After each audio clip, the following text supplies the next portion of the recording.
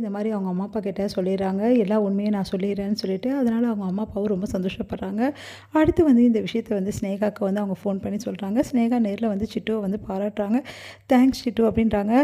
உனக்கு தாம்மா நாங்கள்லாம் தேங்க்ஸ் சொல்லணும். உண்மையை தானே சொல்ல போகிறா அப்படின்னோடனே, இப்போவே வந்து ஊரெல்லாம் கூப்பிட்றேன், பஞ்சாயத்தில் நீ சொல்லு சிட்டு அப்படின்னோடனே, சரி நான் சொல்கிறேன் அப்படி சொல்லிட்டு அவங்களும் ஒத்துக்கிறாங்க.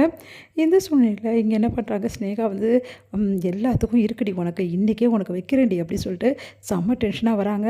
அப்போ கரெக்டாக அங்கே வந்து சிந்து என்ன பண்ணுறாங்க, கோயிலுக்கு வந்து போயிட்டுருக்காங்க. கரெக்டாக வந்து வழி மறிக்கிறாங்க. உடனே வந்து ஸ்னேகாவை பார்த்து, என்ன ஸ்னேகா உனக்கு என்ன வேணுன்றாங்க. என்ன வேணுமா, இதுக்கப்புறம் நீ சந்தோஷமாக இருக்க போகிற கடைசி நாள் இன்றைக்கி தான் அப்படின்றாங்க. அதை கேட்டு அதிர்ச்சி அடைகிறாங்க சிந்து.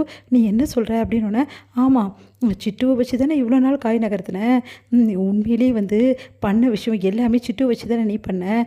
எப்படியாவது வந்து நல்லா வாழ்ந்துலாம் நினைக்கிறேன் அந்த வாழ்க்கையா, அந்த வாழ்க்கை இதுக்கப்புறம் உனக்கு நினைக்கவே நினைக்காது. சிட்டு எல்லா உண்மையும் சொல்லிட்டா. இதுக்கப்புறமா ஊர் முன்னாடியே சொல்ல போகிறா. ஊரை கூட்டி எல்லா உண்மையும் அவள் சொல்லிட்டோன்னே உன்னை எப்படியும் வந்து வீட்டை விட்டு அமுச்சிடுவாங்க அந்த ஆண்டி. அதுக்கப்புறம் என்ன, உனக்கு வழியே கிடையாது. இதுக்கப்புறமா நீயும் சிவாவும் ஒன்றா சேர்ந்து வாழ முடியாது. நானும் சிவாவும் தான் ஒன்றா சேர்ந்து வாழுவோம். கூடிய சீக்கிரம் எங்கள் ரெண்டு பேர் கல்யாணம் ஆகிறத நீ பார்க்க தான் போகிற அப்படின்றாங்க. அதை கேட்டு அதிர்ச்சி அடைகிறாங்க. அதுக்கு ரெடியாக இருந்துக்கோ சிந்து. சிட்டு சொல்ல போகிற உண்மையை கேட்டு எல்லாருமே வந்து அதிர்ச்சி ஆக்க போகிறாங்க. அப்போ தான் தெரிய போகுது உன்னோட சுயரூபம் என்னன்னு எல்லாருக்கும் அப்படி சொல்லிட்டு போகிறாங்க. அதை கேட்டு வந்து அழுகையே தாங்க முடியல சிந்துவுக்கு. அப்படியே அழுதபடி வந்து கோயிலுக்கு வராங்க. இங்கே வந்து என்ன பண்ணுறாங்க, சிட்டு ஒரே டென்ஷனாக இருக்காங்க.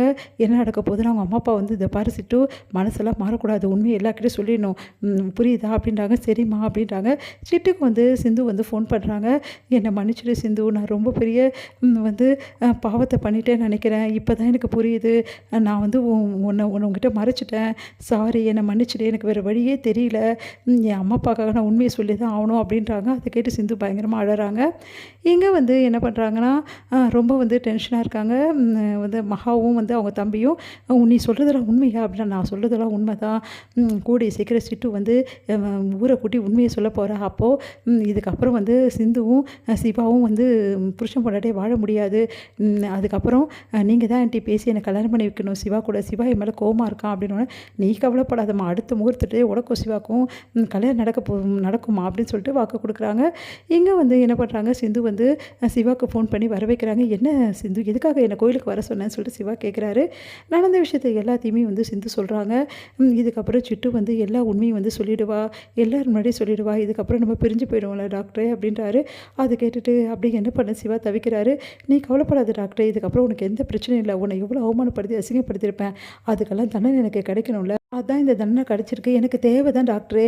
இதுக்கப்புறம் உன் வாழ்க்கையில் நான் இருக்க மாட்டேன்ல, என்னால் அது ஒன்று தான் தாங்க முடியல. அதுக்கப்புறமும் என்கிட்ட பேசுவியா டாக்டரே அப்படின்னோடனே அப்படியே அதிர்ச்சியாக பார்க்குறாரு. சரி டாக்டரே, நடக்கட்டும்.